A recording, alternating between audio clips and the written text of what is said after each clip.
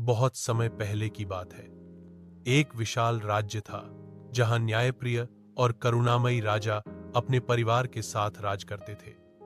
उनके महल में सुख सुविधा की कोई कमी नहीं थी, लेकिन इस सुख और वैभव से बढ़कर राजा और रानी का सबसे बड़ा खजाना उनके 4 बच्चे थे, 2 बेटे और 2 बेटियां। उनमें सबसे बड़ी बेटी बचपन से ही सुन और बोल नहीं सकती थी। उसका मन बहुत कोमल था और उसकी आंखों में मासूमियत की चमक हर किसी का मन मोह लेती थी। राजा और रानी अपनी लाडली को बहुत प्यार करते थे। वह इशारों और हाव भाव से ही सबको अपनी बात समझा देती थी। उसका स्वभाव इतना पवित्र था कि पूरे राज्य में लोग उसकी तारीफ किया करते।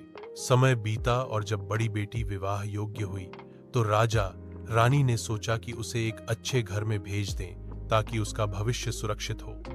उन्होंने गांव के एक आदमी को चुना। वह बाहर से सीधा, सादा और मेहनती दिखता था, लेकिन उसके मन में छल और स्वार्थ छुपा था। राजा रानी उसकी असलियत नहीं समझ पाए और अपनी बेटी का विवाह उसी से कर दिया। शादी के बाद शुरुआती दिनों में सब ठीक रहा।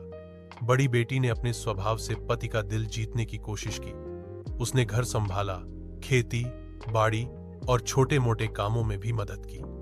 समय बीता और उसके 3 प्यारे बच्चे हुए, 1 बेटा और 2 बेटियां। बच्चों के आने से उसका जीवन कठिन होते हुए भी मधुर लगने लगा। वह उन्हें बहुत प्यार करती थी, लेकिन उसका पति धीरे धीरे बदलने लगा। उसे पत्नी की कमी खटकने लगी कि वह बोल और सुन नहीं सकती। जब कभी गांव में लोग इकट्ठा होते तो वह उसे नजरअंदाज करने लगा।